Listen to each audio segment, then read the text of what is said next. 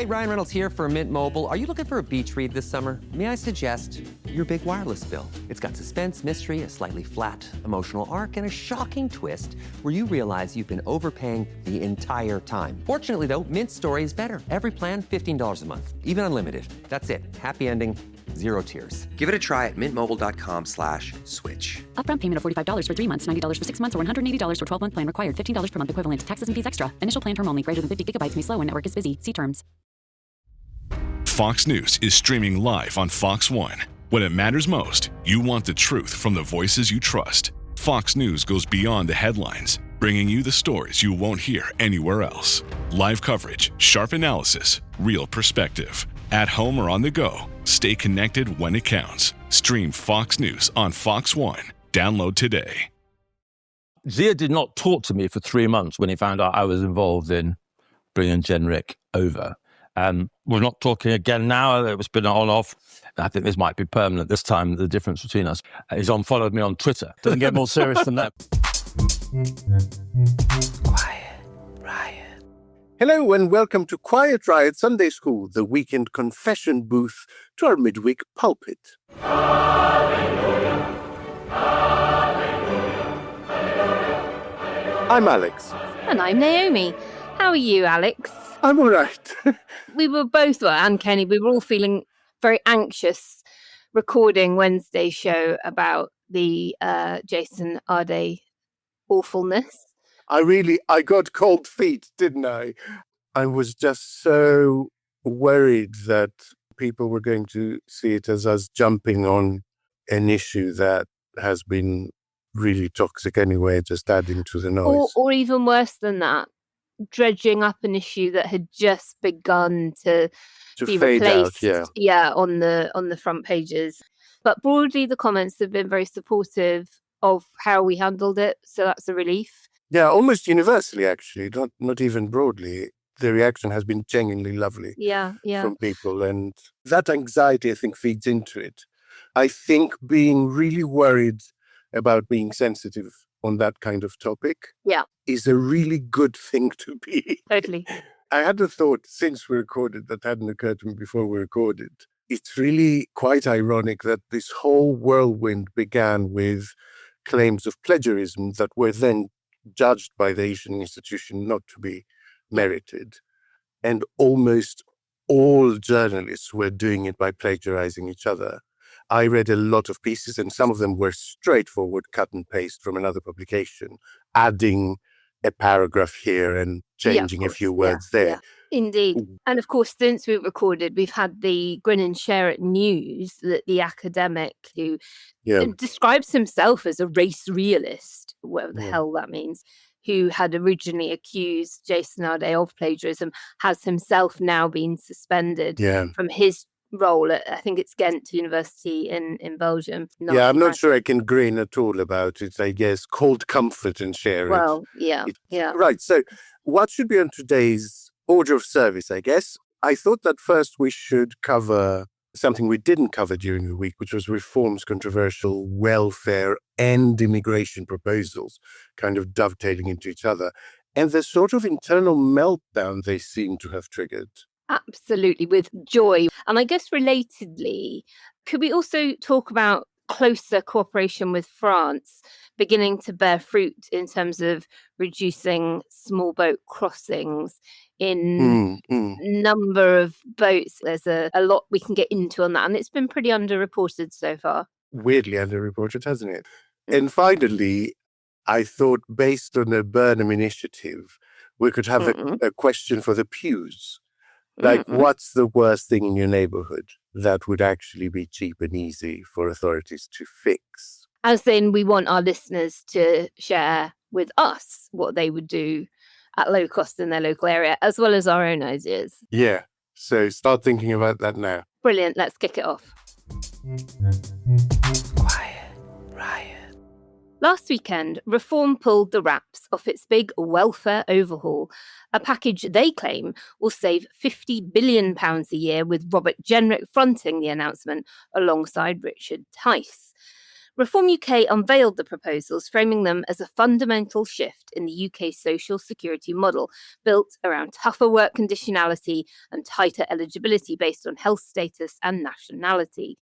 Genrick has been out there calling the current system, quote, suicidal empathy and, quote, a strange perversion of compassion. So what is actually in it? The headline is that reform would abolish personal independence payments and the health element of universal credit for working age adults, replacing them with a regularly reviewed health security allowance, but only for the gravely ill and severely challenged. On top of that, foreign nationals, including EU citizens with settled status, would be barred from claiming almost all benefits. But it is worth flagging that newly arrived migrants already can't claim because UK visas come with a no recourse to public funds condition. The small print in the reform plans suggests about half of current PIP claimants would receive next to nothing under the plans, and awkwardly for reform, their own vote correlates much more strongly with welfare dependency than any other political parties. Cue resignations, recriminations, and one councillor's exit was so shambolic that you genuinely couldn't script it. Alex, reform's pitch is that 50 billion of savings is just good old British common sense, but the number comes from their internal modelling, and half of PIP claimants would end up with nothing. Are they positing this as a serious welfare policy, or are they just going for the headlines and trying to shake off the scandal of Farage's staff and various other internal issues, rather than actually having a spreadsheet that adds up? To be honest, I don't know that any policy they have proposed is a serious policy. And that speaks to how actually small their team is.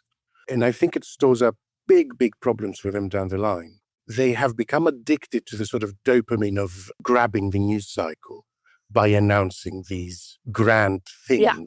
But the problem is that the closer we get to an election, the more demand there is for the detail of those things. And when you have just sketched them on the back of a beer mat and you consist of 8 MPs, it's very, very easy to come a cropper on the detail, especially when you have to send out media proxies that are not experienced as politicians. For instance, Zia Yusuf. Yeah. More on that later.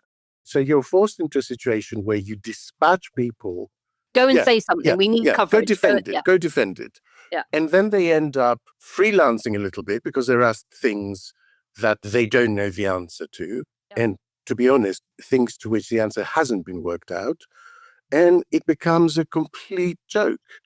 It seems to me, actually, that they're doing this far too early, expending political capital with possibly years to an election, when they could have announced this suite of stuff in the heat of an electoral battle, in campaign time. There would be a lot fewer journalists to ask them the questions. There would be general information overload. But this way, the thing that worked for them last year, where they got to grab the headlines, this year is backfiring them because everyone is going, all right, so how do you work that 50 billion out? And it turns out they can't. It's nonsense, yeah. I think there is a real dead cat thing going on here. Their poll rating this week in YouGov had actually gone up too, but the trend has been generally in the wrong direction. I think they're very worried about the threat from Restore. We've had Suella Braverman this week coming out saying we will not be doing any pacts with them at all, or with the Conservatives. Everyone just needs to get behind us. We're the real McCoy. And because of the relentlessness of the bad news that they know is going to continue around Farage's millions and the donations from crypto billionaires based in Thailand. I think it's really interesting what you said about the lack of numbers of people that they have who know stuff, but also just the experience level. Because when you look at their constituencies, 3 of their MPs have constituents claiming PIP higher than 10%.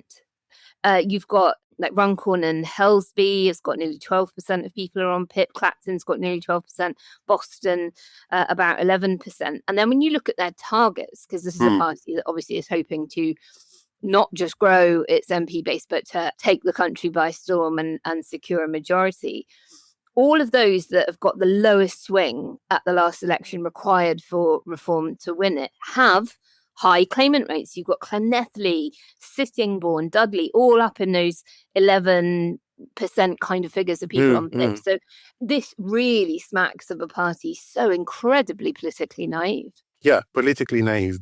Their big problem so far in converting a lead that's now vanishing into seats has been that people unite and vote against them.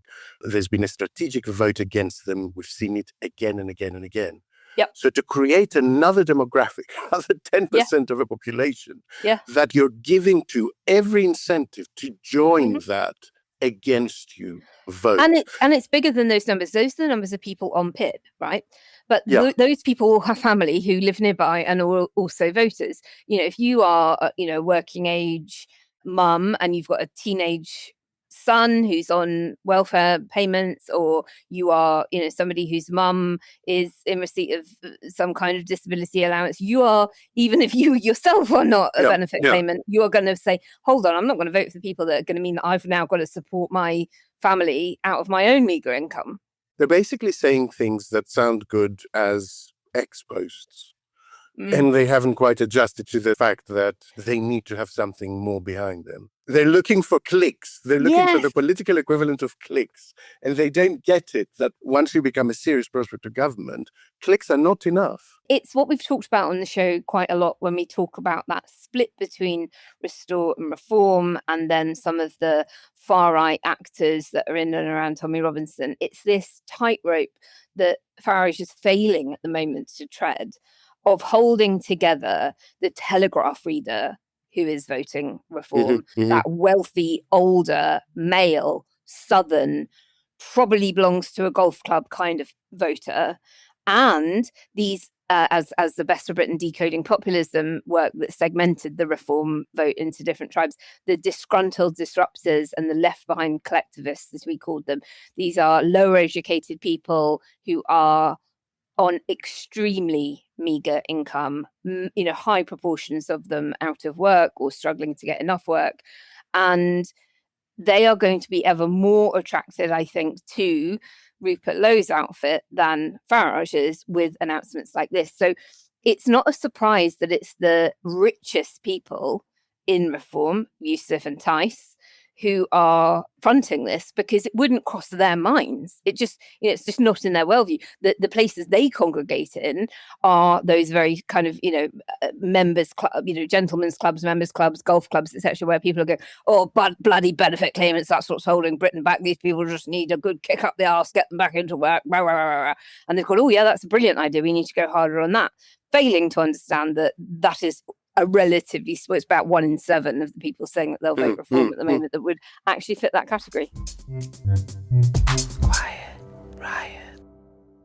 Hi, Ryan Reynolds here for Mint Mobile. Are you looking for a beach read this summer? May I suggest your big wireless bill? It's got suspense, mystery, a slightly flat emotional arc, and a shocking twist where you realize you've been overpaying the entire time. Fortunately, though, Mint's story is better. Every plan, $15 a month, even unlimited. That's it. Happy ending. 0 tears. Give it a try at mintmobile.com/switch. Upfront payment of $45 for 3 months, $90 for 6 months, or $180 for 12-month plan required. $15 per month equivalent. Taxes and fees extra. Initial plan term only. Greater than 50 gigabytes may slow when network is busy. See terms. Quiet, Riot.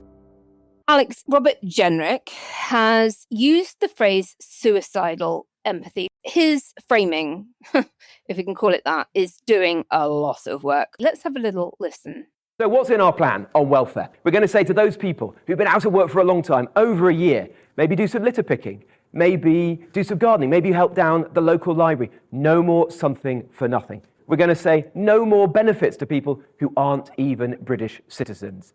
Foreigners should not be getting billions of pounds of your money. Let's spend that on the things you care about. A tax cut. That's what everybody wants. We're always going to protect the most vulnerable in society. Of course we will. But there are some people who are taking the mick, claiming mental health or tennis elbow. Those people, back into work. It's all grounded in reform's basic principle, always putting you, the British people, first. What do you think it tells us that the disability payment for 4 million people is being sold with language like that?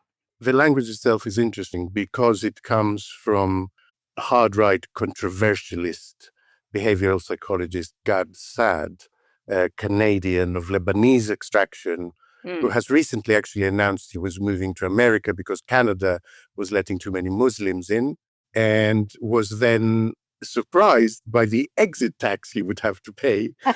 and so now he's going, oh, this is really unfair.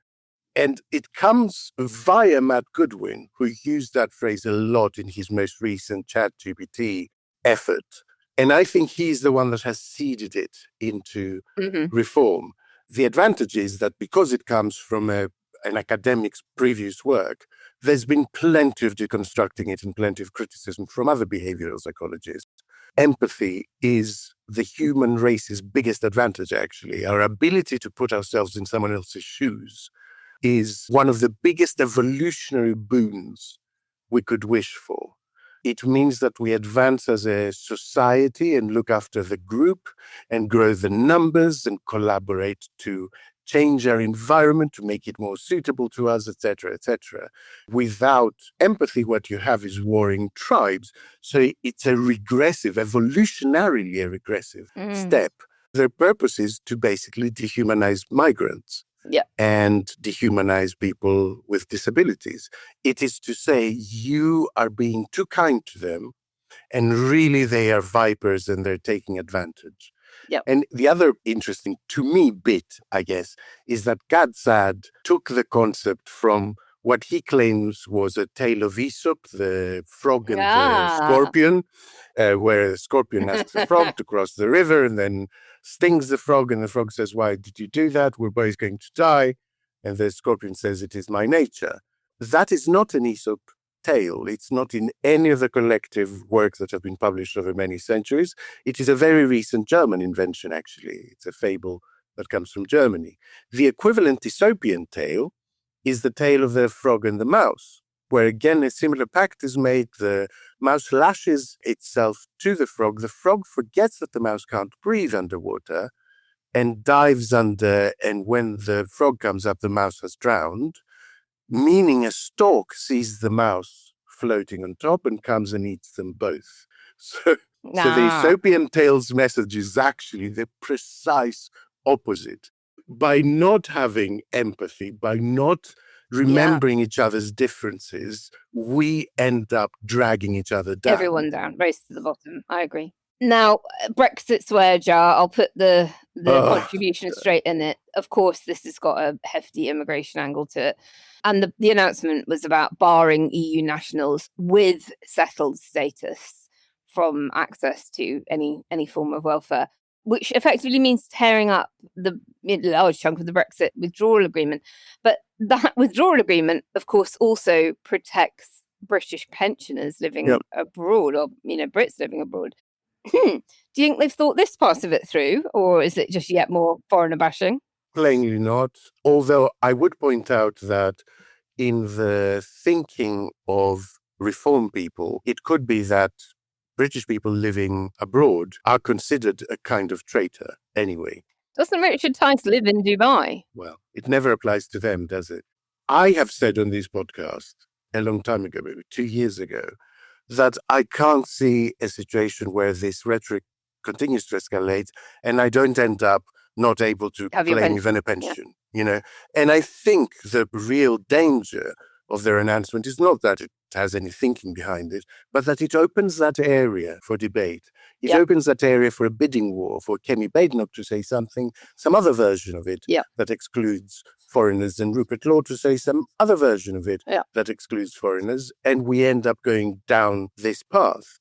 I don't know how that works in their mind. I don't know how that exists as an internally consistent logical policy in their head, that someone like me who has worked here and paid tax for 35 years, if I fall down and break my head, I don't get to claim anything. I get to be deported. And as you know, from a legal perspective, I always think there is a very clear line between laws democratically changed that apply going forward and retrospective stuff, where you say to people, sorry, we offered you a deal for the last 40 years, but we're now washing our hands of it. Yep. That has a very different quality to it, and a quality that is dangerous for anyone actually expecting a pension or expecting a welfare net or free healthcare. And of course, you've got, 250,000 Brits in Spain alone, I think, across the whole of the EU, nudging up towards 1.5 million. And of those 250,000 or so in Spain, many of them will be older, retired, and they too will have family back in Essex and East Anglia and all of the areas that Reform are hoping to make great gains in, who will suddenly be faced with the prospect of their parents having their retirement plans that they, worked bloody hard for to enjoy completely torn up, and maybe losing the summer holiday where they go out and have a nice free bit of accommodation with the kids in their parents' place in Valencia or Costa del Sol or whatever it is, taken from them. I don't think that this will land well for them politically either. We need to move on, though, to how this is all shaken down internally. Tell us a bit about who's resigned and why. Yeah, we had a resignation. Actually, we had a few resignations over the welfare and immigration plans, but one of them is really quite extraordinary. So we had John Duffy, a councillor in the Mabe parish, resigned. He's elected for a position, his Reform membership saying, these changes will cost lives of people, especially those who have suicidal ideation.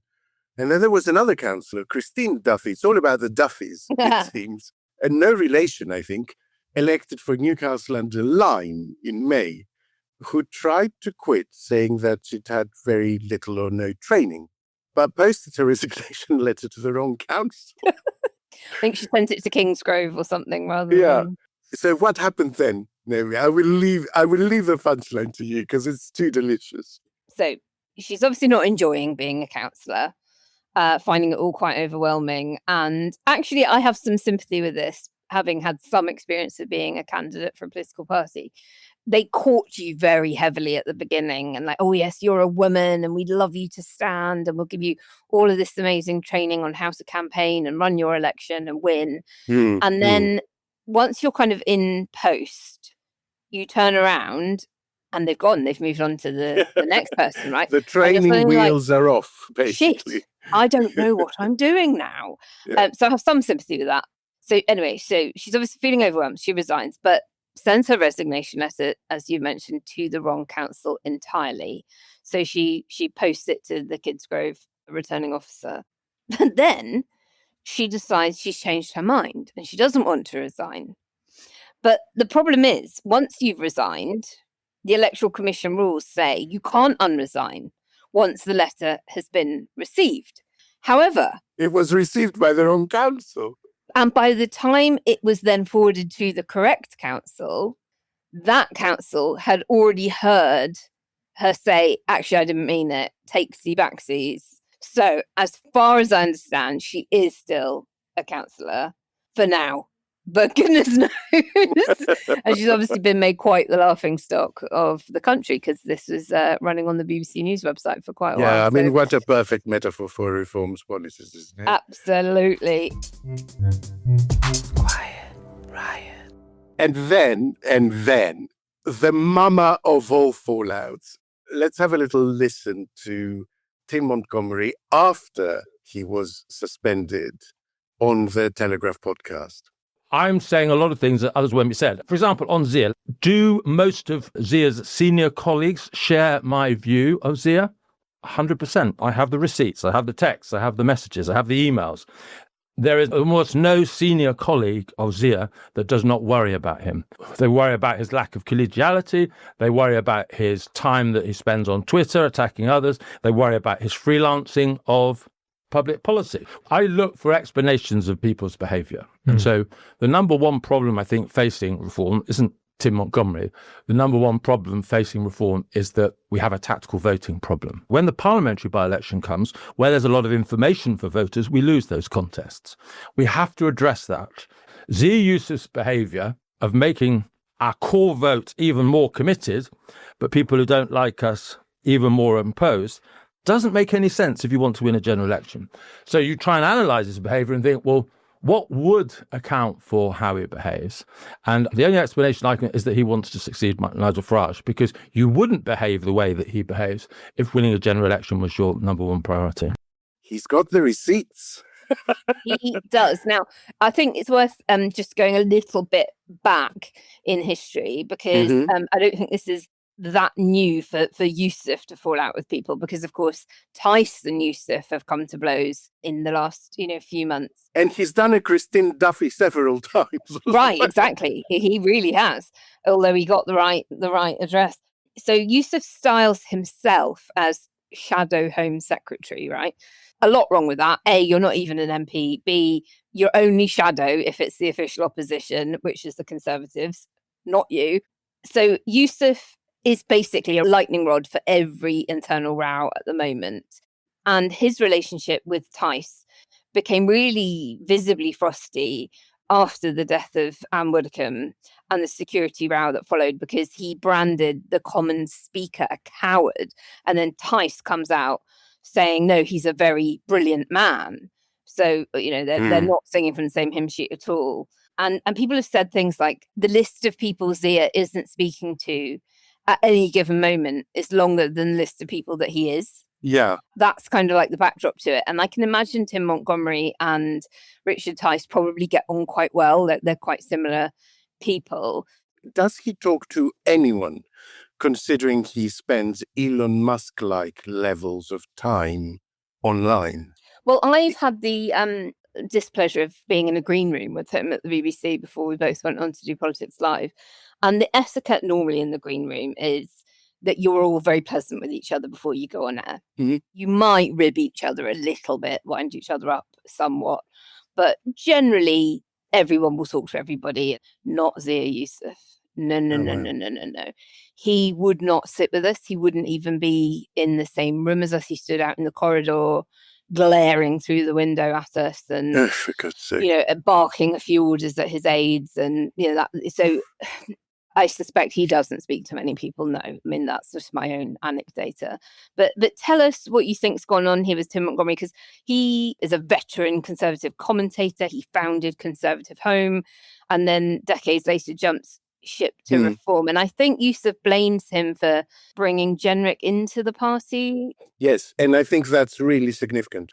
Zia Yusuf has been unhappy with Tim Montgomery for a long time because he sees him as the intermediary that brought Jenrick into the party. Okay. The Reform insiders say that all this is about a battle of who gets to replace Nigel Farage. Now, it's interesting that we were talking last week about how all this Clacton stuff might be a prelude to Nigel Farage saying, I can't. They're out to get me. I can't cope with it anymore. And not standing at a subsequent by-election. Yeah. And I think this reinforces that. If there is actively that much backstabbing and positioning within that small team of people about who gets to replace him, I think that adds fuel to that particular fire. And I'm not sure that's an angle that a lot of people have explored hugely, but I think it's the most interesting angle, actually, because it seems to me that Yusuf is the tip of this iceberg of frustration by ground level investors, let's say, in the Reform project, seeing Tory Johnny-come-latelys act like they own the joint. And I think Jenrick coming out and making this big announcement on welfare and immigration, and that going down really badly, will have spurred Yusuf on to comment negatively on other people within the party, which then made Tim Montgomery say he's not really a team player and he's like the child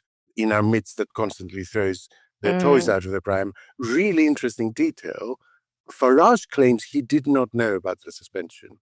So Farage claims it was all done by sort of Reform HQ, whatever that is, and he wasn't asked or consulted about it. Seems to me quite a big decision. Well, this is fascinating because it comes from Tim Montgomery making those comments you mentioned about Yusuf being a child, not a team player, on a Spectator podcast. And, he does lay into Yusuf pretty strongly in it. I've watched some clips of it. But the telling bit is that the suspension of Tim Montgomery happens after the podcast was recorded, but before it went out. Yeah. So they moved to gag the criticism before the public had heard it. And so I think for a party that never shuts up about free speech, suspending someone for it is really quite the look. And it also means that someone as a spectator got on the blower to Yusuf. Exactly. And said, oi, oi. He's saying some pretty unpleasant things about you. It's all interesting. I watch it with a great amount of schadenfreude because in my experience, far-right populist parties in other countries which have done well, their primary feature tends to be an almost military-like discipline and respect for the command chain. Which is very organised crime group. It is actually how the Greek authorities got Golden Dawn. Because it had that kind of structure and because its funding was coming from fairly shady places, they were able to prove in court that it was tantamount to an organised crime group. You used the word schadenfreude earlier, and I often think that it is the most underrated form of therapy.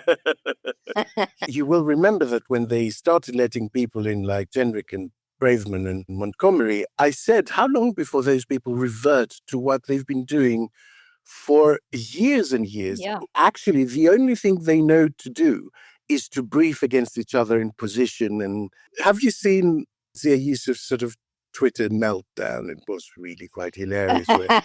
Yes, I have. So you will have seen the tweet where he says, the entire Tory client press is now out to get me because they've seen same the polling I have. I don't know what that means.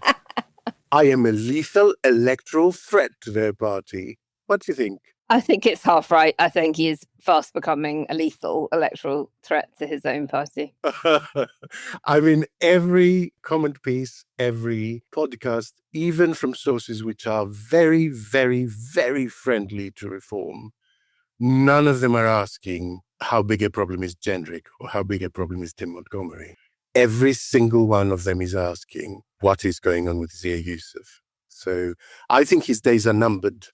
I really do. Yeah. I think he'll be thrown out of the party next week, and we'll see how that prediction fares. Quiet, Riot.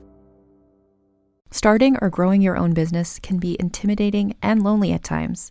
Your to-do list may feel endless with new tasks, and lists can easily begin to overrun your life. So finding the right tool that not only helps you out, but simplifies everything as a built-in business partner can be a game changer. For millions of businesses, that tool is Shopify. Shopify is the commerce platform behind millions of businesses around the world and 10% of all e-commerce in the US. From household names like Gymshark, Rare Beauty, and Heinz, to brands just getting started. Shopify has hundreds of ready-to-use templates that can help you build a beautiful online store that matches your brand's style. And you can tackle all the important tasks in one place, from inventory to payments to analytics and more. No need to save multiple websites or try to figure out what platform is hosting the tool that you need. And if people haven't heard about your brand, you can get the word out like you have a marketing team behind you, with easy-to-run email and social media campaigns to reach customers wherever they're scrolling or strolling. Start your business today with the industry's best business partner, Shopify, and start hearing. Sign up for your $1 per month trial today at shopify.com/realm. Go to shopify.com/realm. That's shopify.com/realm. Hi, Ryan Reynolds here for Mint Mobile. Are you looking for a beach read this summer? May I suggest your big wireless bill? It's got suspense, mystery, a slightly flat emotional arc, and a shocking twist where you realize you've been overpaying the entire time. Fortunately, though, Mint's story is better. Every plan, $15 a month, even unlimited. That's it. Happy ending, 0 tears. Give it a try at mintmobile.com/switch. Upfront payment of $45 for 3 months, $90 for 6 months, or $180 for 12-month plan required. $15 per month equivalent. Taxes and fees extra. Initial plan term only. Greater than 50 gigabytes may slow when network is busy. See terms. Quiet, Riot. Now, back in April, Home Secretary Shabana Mahmood signed a new 3-year agreement with her French counterpart, Laura Nunez, a payment by results deal potentially worth $662 million by 2029. This follows a shift in French policy on how and when police will intervene when small boat crossings are launched. The new tactics, combined with a more intensive focus on dismantling the criminal networks behind crossings and targeting the equipment needed, seem to be leading to a significant reduction in numbers. According to a Home Office statement, French authorities have intercepted 185 potential crossings involving 4,300 migrants this summer and have even stopped 12 boats at sea using undisclosed techniques. I wonder what they are. Let's have a little listen to Andy Burnham. The number of crossings is down by 50% this year compared with the same period in 2025. And the month we've just had, July, has been the lowest number for 6 years of people crossing. So clearly progress is being made, but we're not complacent. And it's why I am here. It's why I've come down on Sunday to see the team, to listen to what they think needs to be done, what further can be done. So we're just going to be relentless. People want to see this issue addressed. I heard that on the doorsteps in Makerfield, but we also need to build a system that offers safe routes for people as well, because that also takes away the selling point of the gangs. So on every level, we've got to come at this, but crucially, increasing the enforcement activity. So there's been a doubling of enforcement officers through the National Crime Agency on the UK side of the channel, and French specialist officers are now similarly doubled in number, working on the beaches over there. So a big ramping up of activity this summer. It's having results, but we are not complacent. Much more needs to be done. Figures overall are 43% down from the same period last year, from 21,690 people who crossed last year to this point to 12,469 over the same period this year. The opposition claims that the number of interceptions has actually fallen and that bad weather has helped. But Charlie Eastaugh, Director of Maritime and Small Boats at the Border Security Command, says there have been many days with perfect crossing weather when no successful crossings have taken place, including last Thursday, when the only 3 attempts were all stopped by French police. So is there a way to reconcile these narratives, or can all of them be true, but selective? Naomi, can we start from a position of principle? What is a progressive argument for stopping these crossings? I feel like you shouldn't have to say this, but progressives do not want these crossings to continue, right? We want them stopped more urgently than Farage does, because he needs them to continue so that he can continue railing against them. And we actually care whether people in boats survive or not. Yeah. And the Channel is one of the busiest shipping lanes on earth. And we are watching desperate families and children being overloaded into dinghies, and a very significant number drown. Children drown doing this. And that, that's not about the numbers and the statistics. That's the horror story of it all. And profiting from it, of course, are the organised criminal gangs that run a very lethal business, and they sell space on a death trap to people fleeing awful situations who have no other option. And so every crossing is a transaction in human desperation. So you have to break the market. But you don't break a smuggling gang by being even more cruel to the victims of it. You break it by taking that product away.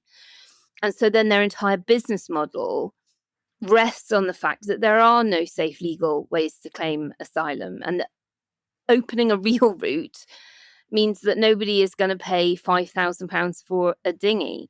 The cruelty doesn't defeat the smugglers, and it's the smugglers that we've got to try and obliterate, and opening safe and legal routes does do that. So that's the progressive argument. You stop the boats to save the people, not punish them. So in many ways, the more relevant statistic actually is that, we don't have full data for this year, but last year there were 24 deaths in Channel crossings compared to 70-odd the year before. Exactly that. And 100 and something in 2022 at its peak. And this year, again, it looks like we're looking at small figures in the 20s. Hopefully, yeah. That, I think, is what should be driving progressives to agree with a general goal. Is this Labour government doing it in the right way, I guess, or is it leaning into tough border enforcement and boasting about deterrence? And can that strategy ever work against reform? Or are they just fighting on Farage's turf and legitimizing his framing in a way? I do want to call Shabana Mahmood out individually on it. I do think this is a more compassionate government than Shabana Mahmood herself. And you cannot out-reform reform, which is a trope to say now, but it remains true nonetheless. And if the question at the next election is who's hardest on immigration, Farage will win that auction every single time because he always bids higher and never, ever has to actually deliver anything. So the moment that Labour makes immigration the defining test, they have agreed to fight on the one field where they will lose by default. And that is exactly what Mahmood is doing. So again, we talked about Reform having quite a naive political approach on this. I think she does too, because the whole asylum overhaul modelled on Denmark, temporary refugee status, guaranteed housing support being scrapped, a 20-year wait before you can even apply for settled status. That is adopting far-right talking points. And her own backbenchers are calling the plans dystopian and shameful. And I think when your own parliamentary party are saying that, then the framing has already won. When Mahmood is trumpeting shiny new safe routes, that bit is great, but she's closing the doors on others, including for Afghans, who, of course, have worked alongside British troops and done a huge amount for us in that part of the world. And I just think this is not a good strategy because I don't think it pleases the kinds of people that would ever consider voting Labour. The Reform voter looks at Labour doing a tribute act and thinks, why buy the covers band when the real thing's on tour? And the progressive voter, like you and I, look at it and feel very betrayed. So you're demoralising your own coalition to chase people who are never going to vote for you anyway. And the way you beat him isn't to answer his question more loudly, it's to change the question. And I think the rest of the machinery of government at the moment is doing a very good job on that. Whether it's wages, NHS, cost of living, bus passes for disabled people being able to be used before 9:30 in the morning, all of that stuff will do well for them. And so I think treat immigration as the system to run well, not a moral panic to perform. I think you're right. I do want to draw that distinction as well between the people who tend to focus on the migrants and the people who tend to focus on border control. Because I think border control is an entirely reasonable concept. Knowing who comes in and out of the country, being able to vet who comes in and out of the country, not giving the appearance that anyone can just come in and out of the country. I don't have a problem with that goal. But focusing on the victims as the problem rather than the lack of roots, the wider global situation, the people taking advantage of them, all of that, I think, is to make a mistake and play Reform at their own game. I agree. There is a way to do this by focusing on border control, and I think that could actually help. The recent social attitude survey where people were most relaxed about immigration was right after the Brexit vote, when nothing had happened, but people felt that they had taken control of the situation. So I think once people are convinced that the situation is controlled, that it's not out of control, they become a lot more relaxed about these things. But you have to do that without heightening their anxieties about the actual immigrants coming in. Alex, the French police are stopping the small boats, but the smugglers have moved to big boats, more overcrowded vessels that then get through anyway. So do you think this policy can be described as working, or is it reshaping a problem? I mean, reshaping the problem in many ways is working. The more you make the criminal enterprises that are behind people trafficking, which is what this is effectively, rethink their methods, the more you make them change their tactics, the more you can raise the costs of doing it, the harder you make it for them to have a sustainable business model. So I think actually these changes that we are seeing are a sign of things working. Channel crossings are in many ways also the result of Labour having dealt very successfully with the lorry crossings in the late 2000s. And so you get that situation where you close one route and people try to find a different one. But as long as you get quite good and fast and accurate at this game of whack-a-mole, it is making their returns diminishing ones.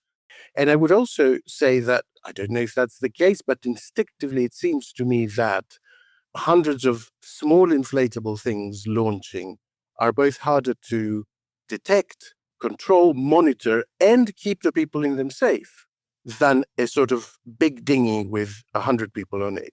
It's more likely to be detected. It's more likely to be monitored. It's more likely to be followed by a vessel that can save people in it if they get into trouble. I would say even that actually is a modest step in the right direction. Mm-hmm. I wanted to ask you, Naomi, about the sort of more European angle of it, because France has spent years saying we can't intercept boats in the water. And now they're doing it, but they're doing it only if the boats are empty, either before passengers are on board or if passengers get off. Mm.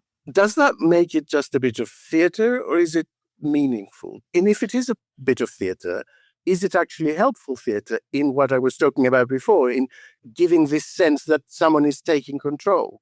I mean, I'm sure that is a part of France's strategy on this, but on paper, it does look like this. UK paying France to puncture the props and let the actual crossings go. So, what, £662 million for the right to watch officers / abandoned rubber boats on sand for cameras. That will be the negative framing of it.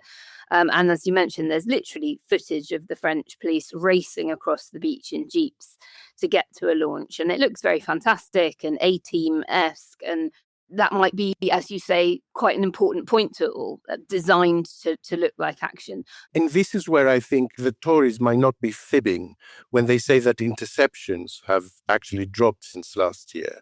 It could be because the boats being intercepted are larger. Exactly. So you have to intercept fewer times because they're carrying more people. Exactly. So maybe both those things are true. Can be true, yeah. The weather is an imponderable one. At the end of the year, we will get what the Home Office call the number of red days. Red days are days when the weather conditions are absolutely perfect for a crossing. They were unusually high actually last year.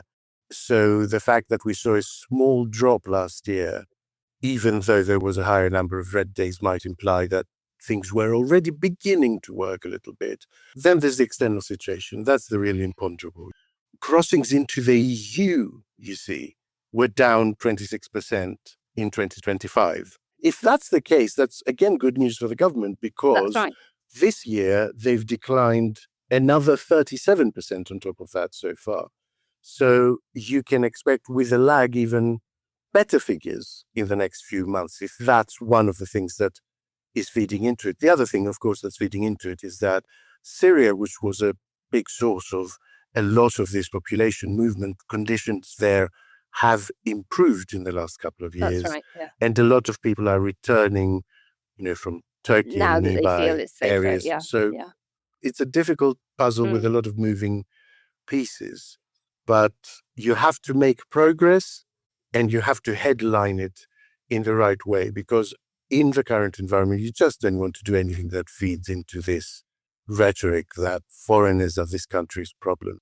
Do you think that with the presidential election coming up next year and the possibility of a Le Pen government, do you think that improvement in relations might reverse itself? Or is your instinct that we might see another Meloni? Fascinating question. And we are overdue getting Olivier Morel back on the show to give us all the latest gossip from Paris and all the hot takes on what might happen in their election next year.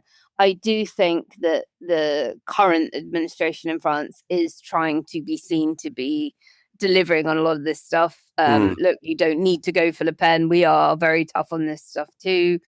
I don't know. I think it's very, very hard to predict because of the makeup of the vote, how strong they feel they can be, whether they will be relying on a bit of a coalition of voters that won't all react as well to certain moves as others. But absolutely fascinating times ahead of us. And then, of course, we have Spanish elections the year after that, where it is expected that the Sanchez government will not be able to cling on, and they too could move ever rightwards. So the whole of Europe is changing. I mean, the Sanchez government wasn't expected to win last time. No, that's true. And it didn't. It's just managed to form a coalition. Exactly. Yeah. So we shall see. But yes, it would be nice to think that at the moment that we are all getting ready to have a much closer relationship with Europe, that Europe wasn't entirely run by the fash. I love that you mentioned the Meloni situation, where she really has not been anywhere near as gung-ho as was anticipated on some issues. Of course, if you are LGBT and living in Italy, or, a migrant living in Italy, some of that it's stuff still has a been hard right horrific. government. It's still very much a hard right government. It's just in international terms, she's been a lot more cooperative than expected. In international terms, and by God, has she stood up to Trump, and good on her for that. Quiet Riot. Hey, it's Ryan Reynolds here from Mint Mobile. Now, I was looking for fun ways to tell you that Mint's offer of unlimited premium wireless for $15 a month is back. So I thought it would be fun if we made $15 bills. But it turns out that's very illegal. So there goes my big idea for the commercial. Give it a try at mintmobile.com/switch. Upfront payment of $45 for 3 months, $90 for 6 months, or $180 for 12-month plan required. $15 per month equivalent. Taxes and fees extra. Initial plan term only. Greater than 50 gigabytes may slow when network is busy. See terms. Quiet Riot. Andy Burnham stood in front of a pile of rubbish this week and announced the cleaning of several illegal dumping sites. This isn't just a mountain of rubbish, it's a crime scene. Criminal gangs have made money dumping waste like this and left local people to live with the smell, the rats and the fire risk. I said we would clean these sites up, and that's exactly what we're doing. We're funding the clean-up of some of the worst illegal waste sites in the country, including this one at Midland Road in Bradford. But we're not just clearing up after the criminals. We're going after them. More officers on the front line, police and the National Crime Agency targeting the gangs, and fines rising from £300 to £5,000. We'll follow the money too, going after their cash, their cars and their assets, because sites like this tell people their community has been forgotten. Not on my watch. And now our question for the congregation. This one is an appeal to listeners. So get in touch and tell us, what is the single most annoying thing in your neighborhood that would actually be relatively cheap and easy for the authorities to sort out? Not the big and fixable stuff, not solve the housing crisis, but the small, stupid, low-hanging thing that drives you up the wall every single day and would cost someone a moderate amount in an afternoon to fix. The broken bin, or the dead streetlight, or the crossing where the button hasn't worked at the coalition. Just send them in. The pettier, the better, and we'll read out the best ones. Naomi, what's yours? Because we can't really ask people something we're not willing to name. The rule is it has to be genuinely small and genuinely fixable. So no cheating with land value taxation. I mean, look, I've got a list. I won't go through it all, but, I am a regular communicator, shall we say, with my local councillors. So first up, and I'll probably get cancelled for this, I would love it if my council could do some training for all of its customer-facing staff to train them on how to pronounce the name of their employer. So I live in SW1. That means I live in the Council of Westminster, the City of Westminster. And the number of times I've had to call the council and the person answering the phone says, Westminster. I'm like, it's not though, is it? It's not. And actually for years, the recorded voicemail, press 1 for housing, 2 for election, whatever, was welcome to Westminster. And I was like, oh, for fuck's sake, this is your first interaction with your council. And they don't even pronounce it correctly. So that's one. But much more importantly, I think the council is quite literally taking the piss. This is something I talked about with Kenny when we did the piece a couple of weeks ago on vertical drinking that the Tory council in Westminster were trying to ban. And I said, look, the problem that the residents are facing is not people standing up having a pint on a sunny summer's evening. It's the weeing in the street because there are now no public loos. The output rather than the input. Right, exactly. So Westminster has lost about 70% of its public toilets over the years that I've lived here, and the council's response to everyone then weeing in the street after they'd, but everyone, it's mostly men, isn't it, in the street, has been, and I promise I'm not making this up, to spend nearly £1 million a year painting walls with special anti-wee paint that splashes straight back at you. £1 million on magic pea paint. So I'm going to call it like the community toilet scheme, and the council will pay just a few more local cafes and pubs and, late night spaces, a very small amount to let anyone use their loo. And you can stick a sticker in the window and done. Boom. But no, apparently easier to weaponize a wall against people. So there, that's one of mine. I have got more, but I want to hear yours. There's a petrol station across the road relatively near me. And at night, they shout at people through a PA system. That's like audible for the entire neighborhood. Yeah, they lock the door and they just go, suddenly in the middle of the night, especially now in the summer when you have the window open. Yeah. It's like, bump 5. It's really loud. And even if it didn't bother me and the other residents on this side of the road, quite literally right next to them is an old people's home. Oh. Right next to them. I see them kind of get disturbed by this. And if you're suffering from dementia or Alzheimer's, like, you don't know, you're hearing voices. You don't know what's going on. And I just think it's awful and cruel. And it would be so easy. I mean, this is a major, major petroleum giant that owns the franchise. It would be so easy to replace with individual speakers at the pumps, where you can talk to people and they're much closer, rather than a big fucking loudspeaker outside the shop. I've reported it, and the reaction of the environmental bit of the local council, which I think is responsible, is to call them at night while it's going on so they can come and measure the decibels. And it's like, well, actually, you don't need to do that. Just come and ask them to use it and measure the decibels during the day. It doesn't even have to be at night. Exactly. Why do I have to call you at 4:00 in the morning and then hope that by the time you arrive here, there's someone actually speaking? All the council need to do is send a letter saying, stop doing it, and they will stop doing it. There's no doubt about it. Moving to a slightly larger focus, I just wish there would be a crackdown on people who remove the mufflers from their bikes. Oh, yeah. So that they make even more noise. Because now with so many cars being electric or hybrid, especially cabs and Ubers and things like that, which do a lot of the inner city traffic, the general ambient level of noise is basically much lower. You can really hear those bikes, and they're very annoying.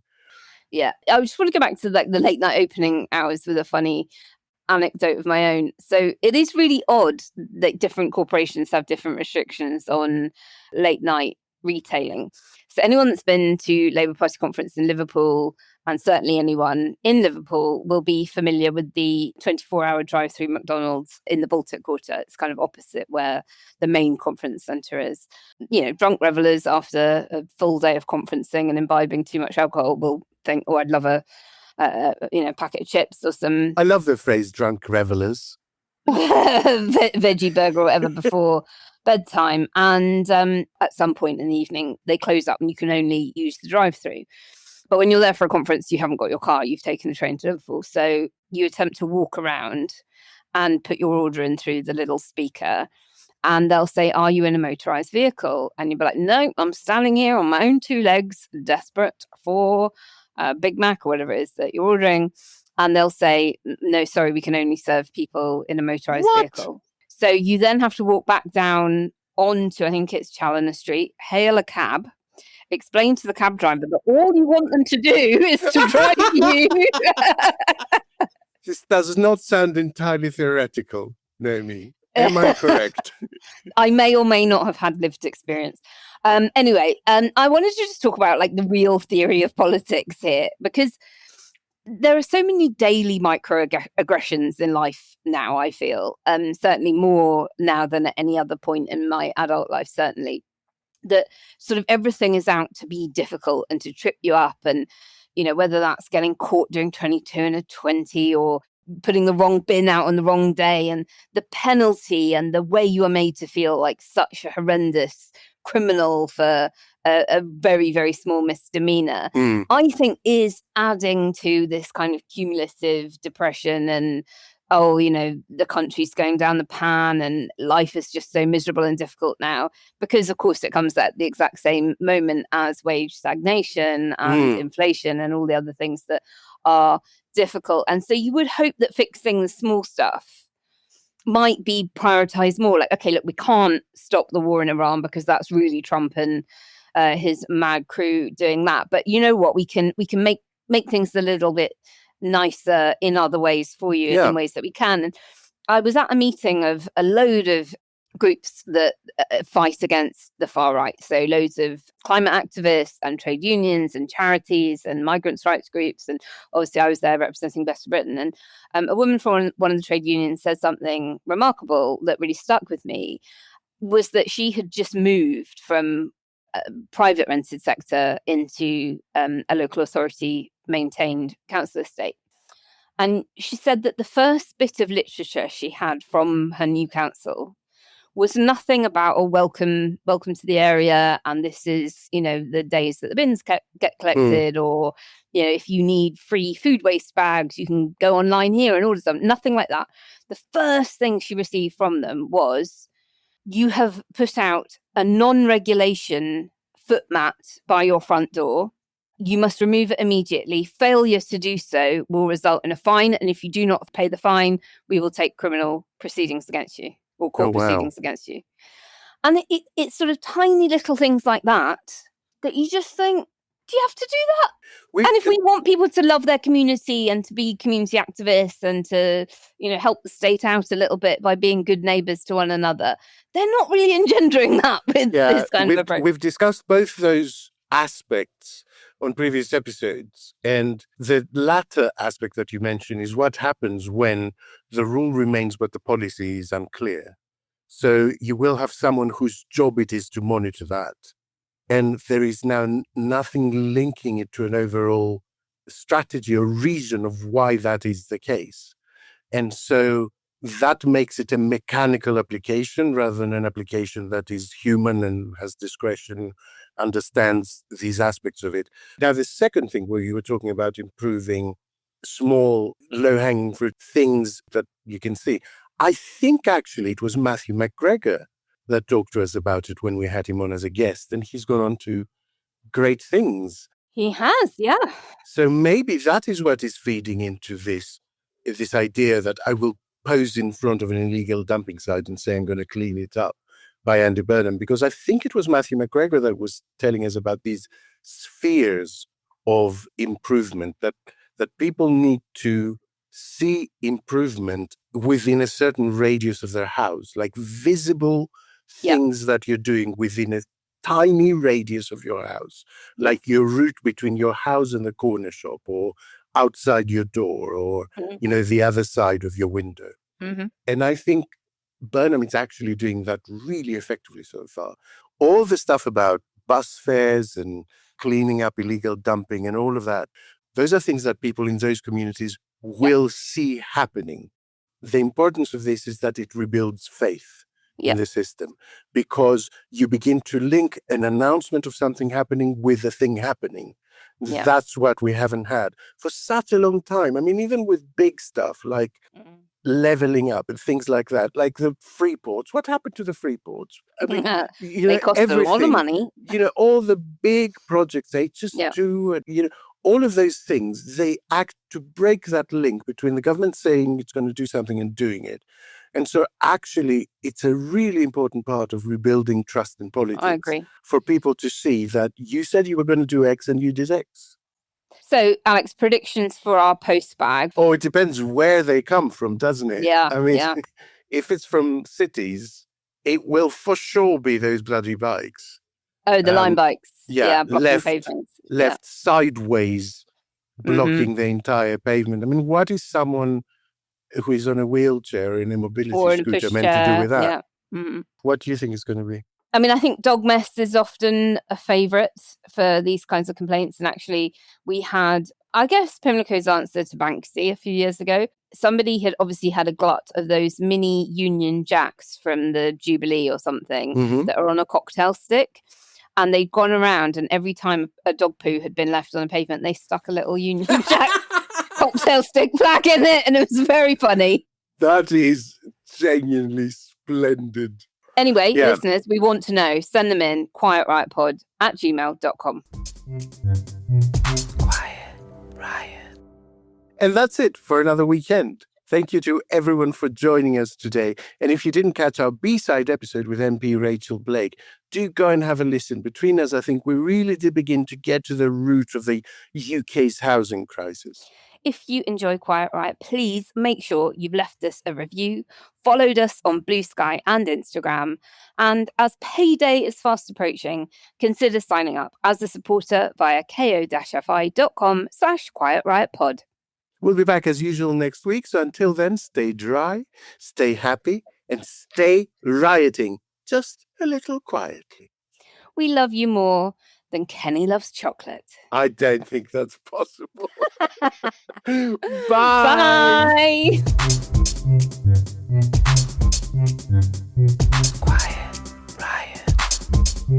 Quiet Riot is an audio production from Cooler Heads. Written and produced by Alex and Andreou, Naomi Smith, and Kenny Campbell. Riot. Music by Mariana Sangita.